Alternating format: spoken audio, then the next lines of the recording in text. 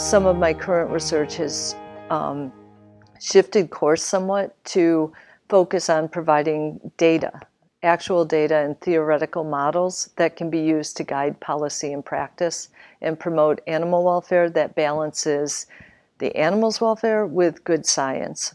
And as part of that, I've developed an interest in the much bigger picture. So psychological science comparative psychology really, has always guided our care and treatment of captive animals outside the laboratory.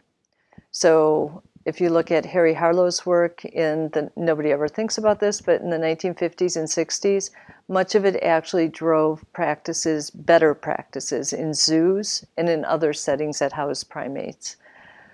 Similarly, the work that is done in chimpanzee centers, that is done in laboratories throughout the country by comparative psychologists or psychological scientists, drives practices in zoos, in sanctuaries, in all the settings in which animals live. But what I realized, and it was kind of funny, is the regulatory system actually doesn't track that at all. So this is a project I've been working on over the past year and have become increasingly interested in, is understanding how policy and standards for animals outside labs work, and how we can use science to drive better policies and practices outside laboratories and for captive primates more generally. So we call it the Equity Project. And our first goal was figuring out, well, what are the rules for these other settings? What does regulation say? What are people doing? What are community practices? So we know a lot about how other labs work, how other research facilities work, but much less about how zoos, sanctuaries, entertainment, breeders, dealers, pet owners work. A paper I just wrote is now online, and this is exactly what the topic is. It was realizing I didn't really know. So I did a systematic comparison just for primates, and it turns out that there are some aspects of there are differences according to purpose. So the way our regulatory system works is pretty interesting. We don't have a set of regulations that apply to all chimpanzees in the US. We have regulations that are purpose-driven. So if a chimpanzee were in publicly funded research, then we have a high level of federal regulation, of standards of care, of transparency, of public input. On the other hand, you can have in some states a chimpanzee who is privately owned by an individual and virtually no rules apply. Right. So you're surprised, as I was. I was like, wait, what?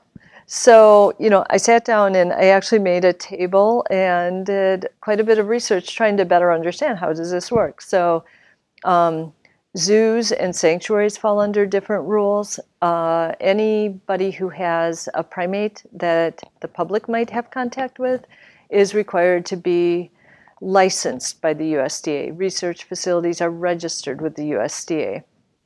The USDA rules apply to both then. For research facilities, especially if they're publicly funded, NIH has another layer of regulation.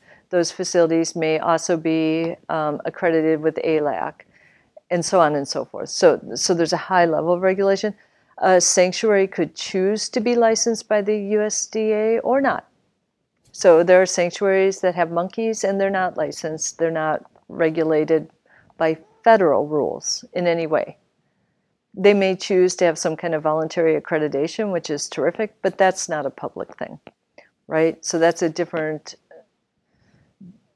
set of constraints, different set of rules altogether. And the American Society of Primatologists, which I've been a member of for a long time, actually has about a 20-year-old position statement on that, opposing private ownership of primates. And it's because I think experts believe that people in general are not well equipped to provide for the care and safety of something like a chimpanzee. So that's the Equity Project.